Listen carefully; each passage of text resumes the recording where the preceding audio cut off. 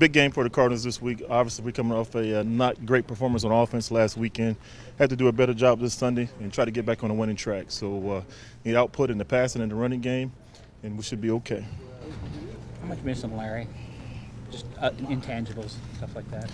You know, at the end of the day, just looking back at that game, we don't drop a couple of balls, or if we don't make a huge play and get a penalty, we really don't notice Larry's not there. Did we miss him? Yeah, we miss him because he's one of our veteran leaders. But at the end of the day, you know that philosophy is the next man up. If he's there this weekend, he is. If he's not, still next man up. We got to make plays no matter who's out there. We got to do a better job offensively. Presence on the field, though, what does that do to defenses? You worry about him because he's still Larry Fitzgerald, future Hall of Famer. Guy that's caught a lot of balls, caught a lot of touchdowns. So it makes a difference having him out there. But for us, that can't be a distraction if he's not. Where we're trying to go, everybody's got to play. We got to have 11 guys on the grass. We're going to have 11 guys on the grass. So whoever's out there, we got to produce, and we did not do that last weekend. After 2 days, how does your big new running back look? Good. It's good to have him. Don't know quite when he'll be ready, but you know, I just think having a big back. You know, unfortunately, the Jonathan Dwyer situation was not good for us from an offensive backfield standpoint. Steps done a good job. You know, last weekend we did get some positive run plays, but we need to get some chunk plays, and we haven't done that in a while. So whenever he gets going and coach turns him loose, hopefully he delivers for us. We're going to see Jonathan as an extra guy in there like we did last time, maybe a little bit. Could. Did pretty good last week.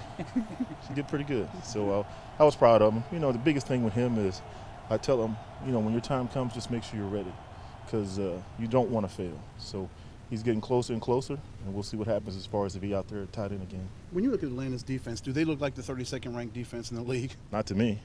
You know, they're still fighting for something. They're in first place, if I'm not mistaken. They're playing hard, and we're going to get their best effort this weekend, especially after the Saints unfortunately lost. My brother didn't help us at all last week. But they're going to play hard. It's going to be loud. We have to do a better job dealing with crowd noise, too. And that all comes back to starting fast.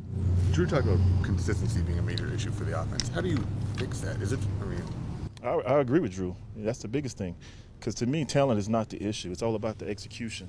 And we haven't done a good job. You know, we started out fast at the last home game and didn't finish.